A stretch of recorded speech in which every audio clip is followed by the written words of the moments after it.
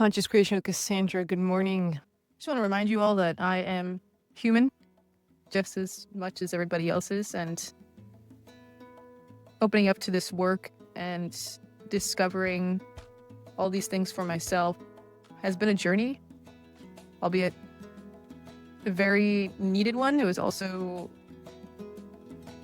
emotional, painful at times, uncomfortable for sure.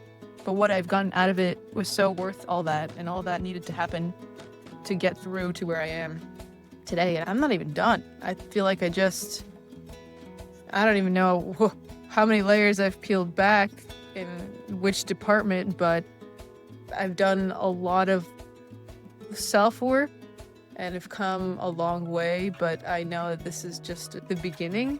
The easier stuff I've taken care of, and now the thicker, deeper, darker journey is showing face. And it's nice to have gone through what I already get the practice run in with the easy stuff, because I'm way more relaxed about going into the deeper stuff. This is what I could deem as scary, uncharted territory, really uncomfortable things.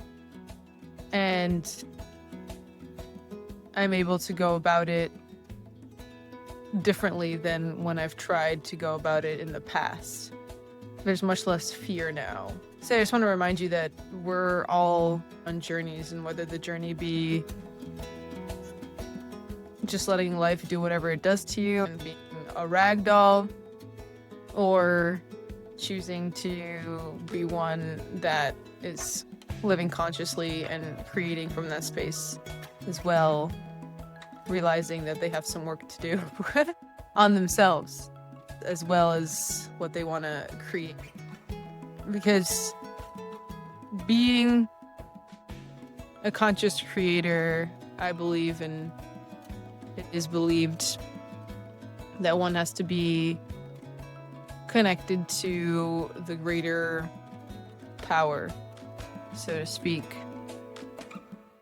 In order to be connected to the greater power and to create, one needs to be in a space where they are ready to tap into that which they are trying to create. And there has to be, I believe, an evolution of the person to match with that which they want. So if you're a person in this point of time thinking the things that you are thinking, but you're picturing something in the future that looks scrumptious, you definitely want to do that. You want to create that. But you have to be a different person to tap into that potential. You're going to be a different person from time alone, but also I believe that you have to evolve to match, let's say, the frequency of that which you want. So what I'm saying is, if you did no work on yourself from this point on and did everything the same exact way, you might not get to what you envision for yourself, because you're the same person. And if you're the same person, then you're going to have the same things, do the same things, act the same way, achieve the same things that you are currently. And so if you envision something far greater, you have to become far greater. Which means, I believe, I'm starting to discover for myself, is putting in the work into yourself. Actually taking the time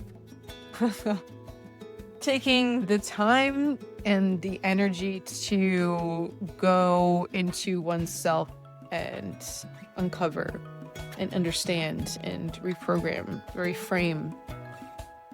Because believe it or not, those things that we don't want to visit and we ignore, we might not even know they're there, control who we are, what we do, how we interact, control everything about us.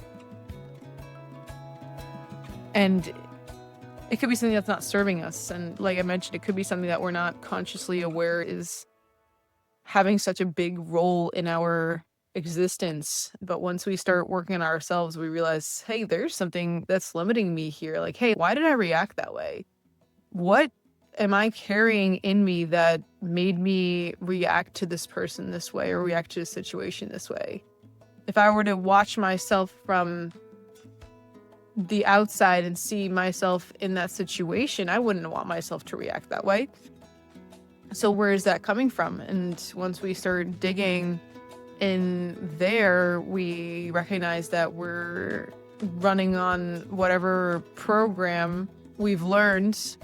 And in order to change, we have to bring that program to light. And sometimes individuals that have experienced trauma, we tend to ignore or never really get into that nitty-gritty because it's painful and it's scary and we avoid it at all costs. But I'm starting to understand that I can't become version 2.0 of myself without going into that, because that is controlling version 1.0. And if I want to become version 2.0, I have to look into that program, that fear, that trauma, and see it differently, reframe it, work through it, let it go, all that, so that it doesn't hinder me and I could become version 2.0 of myself. And it's uncomfortable, but I know that the outcome of it will be so much greater and so much freer. It'll free me so much that it's worth going into. And luckily, having done easy stuff, I now see a different way of seeing it. It's not as end of the world that I'm having emotions. It's just, yes, we're going through this. This feels right to go through it.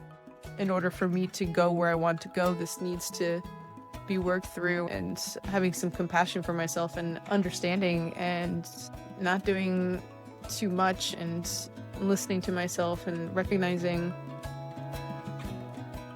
everything about myself when it comes up, when it's being worked through. We want to have different, so we must become different. That can mean a lot of different things depending on who you ask. Overcoming oneself, getting out of one's way. This is like the language that has been used regarding this transformation. That's the journey that I'm on and that I want to bring the world on, so that we all could overcome ourselves, our blockages, our limitations. I think in this audio here, I got into a little bit more depth as to what a limitation could be, so that we could all live more powerfully, more aware, and be conscious creators and get into the same vibration as the things that we want. And it's possible for every single one of us. You just gotta do the work. We gotta be involved. We can't just check out and let life happen to us. No, we need to be there. We need to be there for ourselves, and we need to go through it. We need to go deep into it. And yes, it's a little uncomfortable. Yes, it's a little scary, but it's so worth it. Yeah, I hope that's enlightening.